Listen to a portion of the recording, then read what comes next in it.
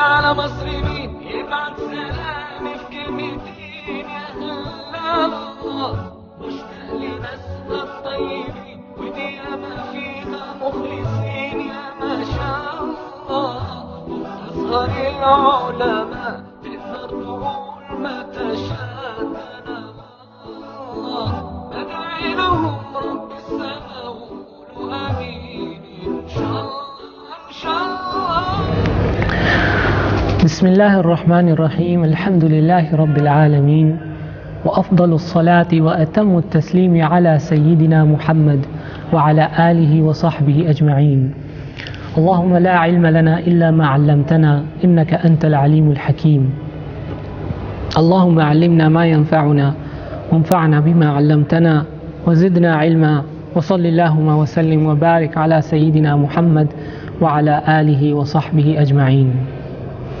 Inshallah, this is lesson number 9 in this series of lessons in which we intend to provide a guide for a student who wishes to pursue serious studies in the school of Imam al-Shafi'i.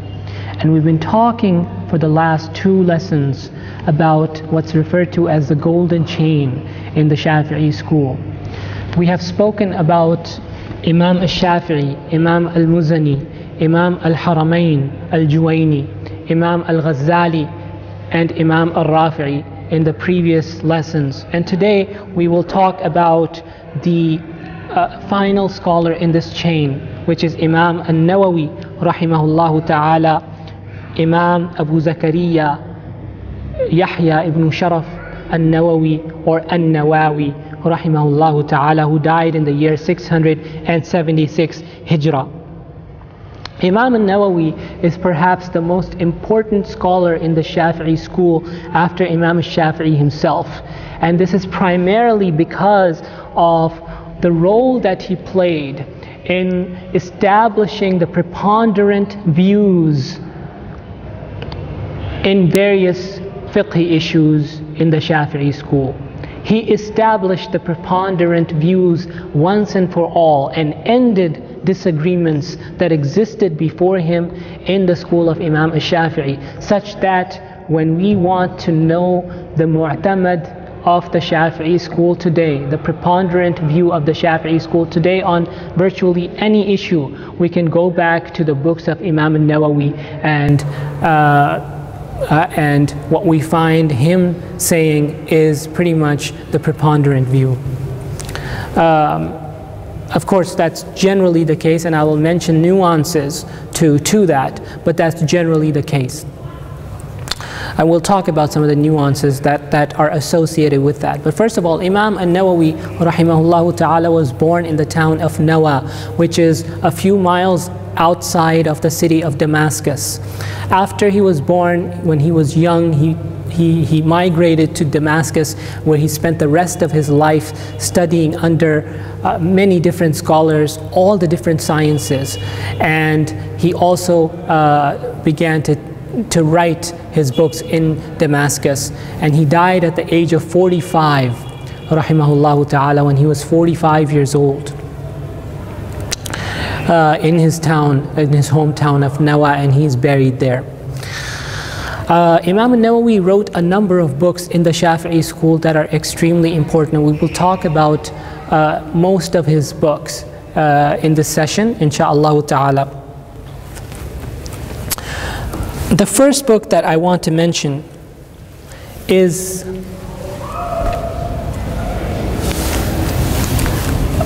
called Rawdatul Talibin.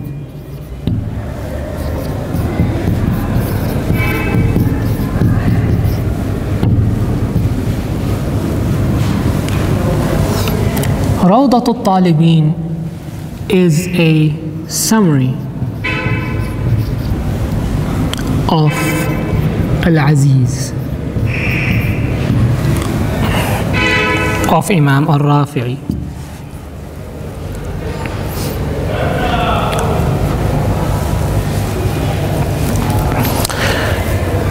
In this book, Rawdatul Talibin, which is also referred to as simply as Ar-Rawda Imam al-Nawawi removes adillah, removes the adillah that were mentioned by Imam al-Rafi'i.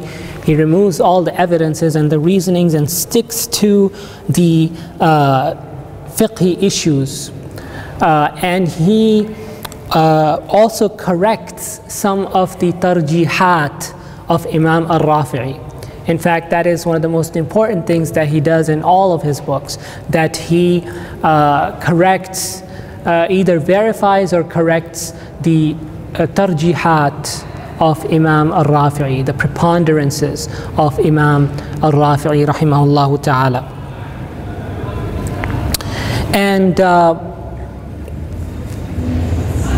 it is established among the later Shafi'i scholars that anytime there is a disagreement between al-Nawawi and al-Rafi'i, anytime there is a disagreement between them, then a student who possesses the qualification of tarjih, who is qualified to look at the evidences of both scholars and then decide for himself which opinion is stronger, must do tarjih. Such a student who has the qualification to do tarjih must do tarjih. But if a student does not have the qualification to do tarjih, then the mu'tamad position is considered to be the position on which, first of all, they both agree, and then on issues on which they disagree, then the mu'tamad position is what Imam al-Nawawi says and not what Imam al-Rafi'i says. Because of the importance of these two scholars in the Shafi'i school, they are called ash-shaykhan. They are referred to as ash-shaykhan, the two sheikhs of the Shafi'i school. So this book, Rawdatul Talibin, then ends the golden chain.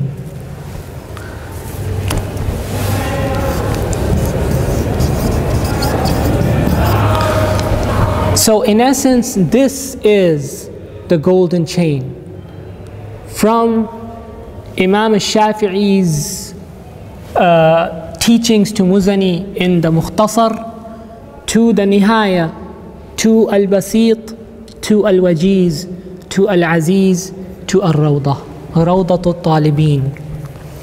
And so when we look at Rawdatul Talibin, we are not just looking at the work of Imam al-Nawawi, but we're also looking at the work of Imam al-Rafi'i before him from his book Al-Aziz. We're also looking at the work of Imam al-Ghazali before him from his book Al-Wajiz and Al-Basit. We're also looking at the work of Imam al-Juwayni before him from his book Nihayatul Matlab. We're also looking at the work of Imam al-Muzani before him from his book Al-Mukhtasar, which contains the teachings of Imam al-Shafi'i rahimahullah ta'ala. This is the golden chain, an unbroken chain going from Imam al-Nawawi to the founder of the school itself, Imam al-Shafi'i rahimahullah ta'ala. And this is that unique aspect of the Shafi'i school that I talked about in the very first lesson, that we have in the works of the later scholars in the 7th century an unbroken chain going back to Imam al-Shafi'i.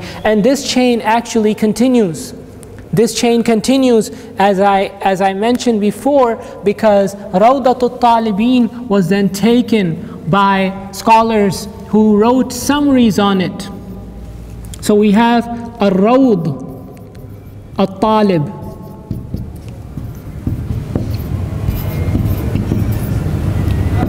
Al-Rawd Al-Talib, which is a summary of Rawdatul Talibin, and then it was expanded by Zakaria Ansari in his book Asna al-Matalib.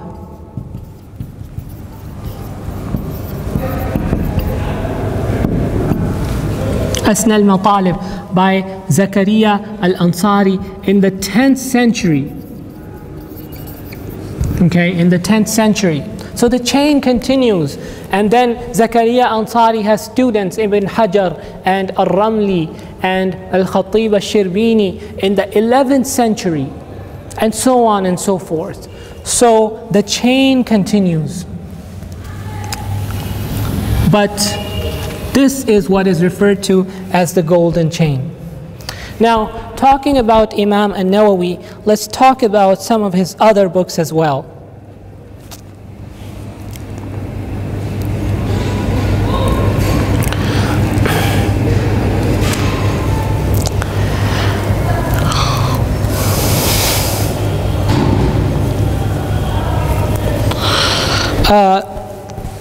The next book that I want to talk about after Rawdat al-Talibin is Al-Majmu'.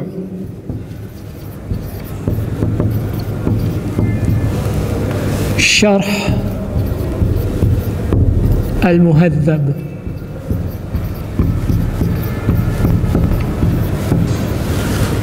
Al-Majmu' Sharh Al-Muhadhab. This book is a commentary on Al-Muhadhab, and Al-Muhadhab was written by Imam Ash-Shirazi. Imam Ash-Shirazi rahimahullah ta'ala. And we talked about Imam Ash-Shirazi rahimahullah ta'ala when we were talking about the development of the Shafi'i school, and Imam Ash-Shirazi died in 476 Hijrah, so he is from the 5th century. So Al-Majmu' is a commentary on Al-Muhadhab of Imam Shirazi. But Imam An-Nawawi mentions in the introduction of Al-Majmu' that he is going to use more than 100 references for this book. That is 100 titles for this book. And he intends for this book to be a book that is not just a commentary on Al-Muhadhab, but a commentary on the madhab itself, the commentary on the school of Imam Shafi'i himself. Not only that, but Imam An-Nawawi in Al-Majmu' brings the opinions of other schools and their evidences, and the evidences of the Shafi'i school, and then does tarjih between the various opinions. Not only that, but he also brings the opinions outside of the 4 schools of thought. He brings opinions of the Sahaba, of the companions and the Tabi'een from the very early sources.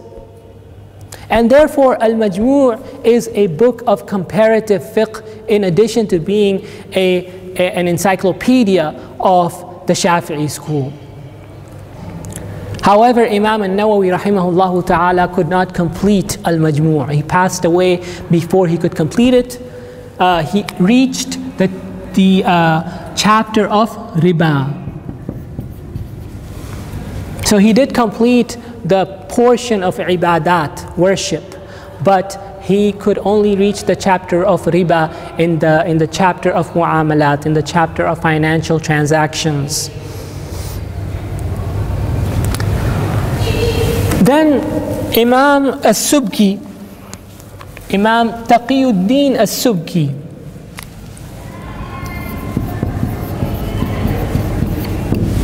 Imam Taqiyuddin As-Subki, the father, not Tajuddin As-Subki.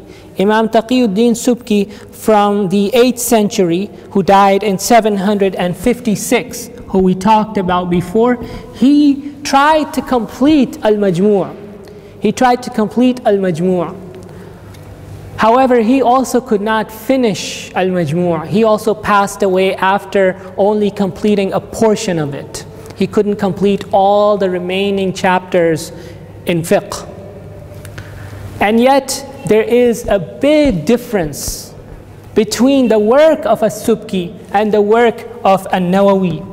There's a big difference between the quality of work of Imam An-Nawawi in Al-Majmu' versus the quality of work of Imam al-Subki. May Allah subhanahu wa ta'ala reward him. He did his best, but he could not match the quality of the great Imam al-Nawawi. And he even apologizes at the beginning of the book by saying that I will not be able to compete with Imam al-Nawawi. If for no other reason than simply for the fact that I don't have the amount of resources and references that Imam al-Nawawi had at his disposal. However, I am going to try my best to do whatever I can. And then he tries to use the same type of style that Imam al-Nawawi used, talking about the various opinions within the Shafi'i school, talking about the various opinions outside of the Shafi'i school, within the 4 schools and outside of the 4 schools, and then mentioning the evidences and then the discussion that follows. But as I said, he wasn't able to complete it, and then finally came Muhammad Najib al-Muti'i in the previous century, in the 14th century. Muhammad Najib al-Muti'i, who finished the remaining chapters of Al-Majmu', and he also published a critical edition of the previous portions of the Majmu', the portion of As-Subki and the portion of An-Nawawi, along with his own completion, and that is what is available today in print. However, the quality of the work of Najib al-Muti'i is even less than the quality of Imam al-Subki. And Sheikh Najib al-Muti'i says that my intent here is not to compete with those 2 giants, but I want to get from the, take from the barakah of what they have left behind and try to complete this extraordinary work so that we can have the work in its complete form. And that he did, and may Allah subhanahu wa ta'ala reward him for that. So Al-Majmu' therefore now is one of the most important works written in the Shafi'i school, and the most important part of it is the part that was written by Imam al-Nawawi. Let's talk about some of the other books of Imam al-Nawawi.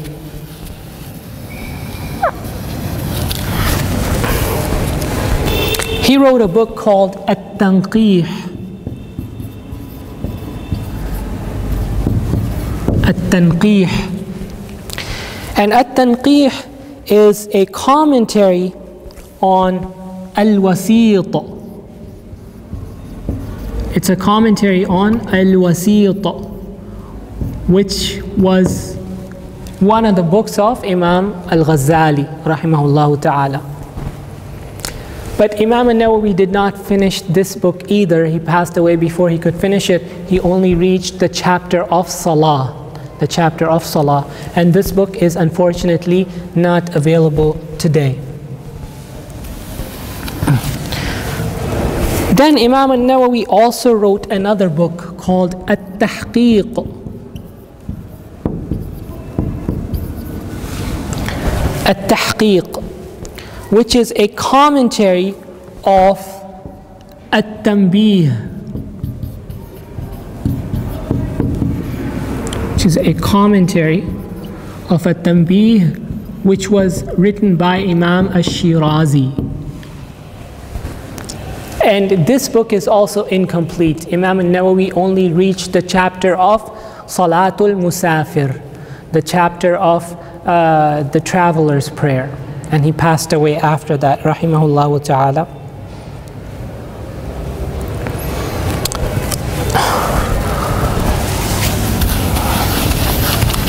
Then his other book, which is called Minhajut Talibin, which we're going to talk about in detail, and we're also going to read its introduction insha'Allah ta'ala in the future.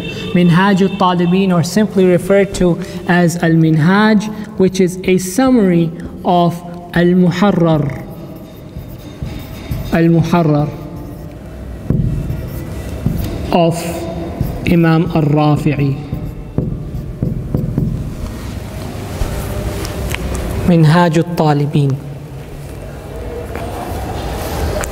In addition to this, another book that he wrote is called Al-Fatawa.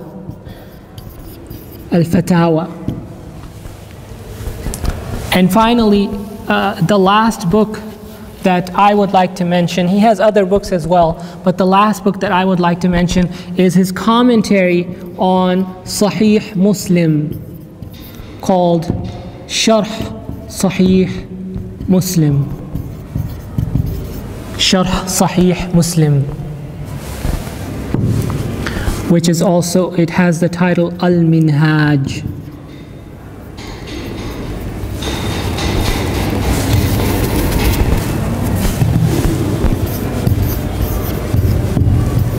Al-Minhaj. But it's not well known with this title, even though that is the name of the book. It is more well known by this name, Sharh Sahih Muslim, or Sharh Nawawi ala Sahih Muslim. So whenever they mention Al-Minhaj in Shafi'i fiqh, they're referring to this book and not this book. When they want to refer to this book, they say Sharh Muslim or Sharh Nawawi ala Sahih Muslim. Alright, so don't be confused if you see that, because both books have similar names. This is called Al-Minhaj, this is called Minhaj al-Talibin, or referred to as Al-Minhaj. But this is what is intended when they say Al-Minhaj. When they want to refer to this, they say Sharh Sahih Muslim or Sharh al-Nawawi ala Sahih Muslim. Now, sometimes Imam al-Nawawi, his opinions differ between his various books.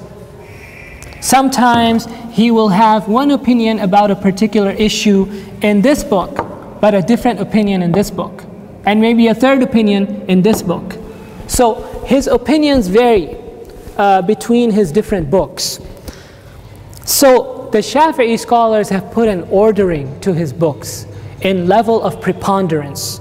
The most preponderant of all of these books is this one, At-Tahqiq. In other words, if there is a difference between what At-Tahqiq says and what At-Tanqih says, we give priority to what At-Tahqiq says. The preponderant opinion, the mu'tamad in the madhab, is going to be what he says here. This is the most preponderant of all of his books. After this comes Al-Majmu'. That's number 2. Then number 3 is the At-Tanqih. Number 4 is Rawdah. Number 5 is Al-Minhaj. And then after that is the Fatawa, which is number 6. And then Sharh Sahih Muslim is considered to be the last in this list of the books of Imam al-Nawawi, rahimahullah ta'ala.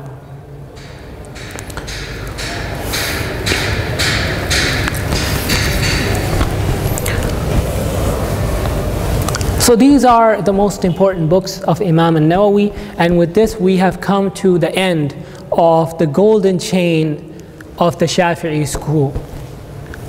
Shafi'i, Muzani, Juwayni, Ghazali, Rafi'i, Nawawi, rahimahumullah ta'ala ajma'een. May Allah have mercy on all of them. Insha'Allah, next time we will begin talking about Minhaj al-Talibin, this book of Imam al-Nawawi. We will talk about this book, and then we will start reading from the introduction of Minhaj al-Talibin, the book of Imam al-Nawawi, which contains some of the most important terminologies that are used by Imam al-Nawawi in his books, as well as the books written by scholars after him. وصلى اللهم وسلم وبارك على سيدنا محمد وعلى آله وصحبه أجمعين. والسلام عليكم ورحمة الله وبركاته. العلماء لهم فضل ومنزلة ووجههم عند مولى الفضل مقبول. قوم إلى الله قد شدت عزائمهم وحبلهم بحبال الله موصول. قوم على الملة السمحاء قد فطروا وشأنهم مع كتاب الله منقول. أعطاهم الله ما شاءوا وأكرمهم كذاك قال الذي وفاه جبريل. يا ربنا خذ بنا قلبا لساحتهم لنستريح ويحمى القال والقيل.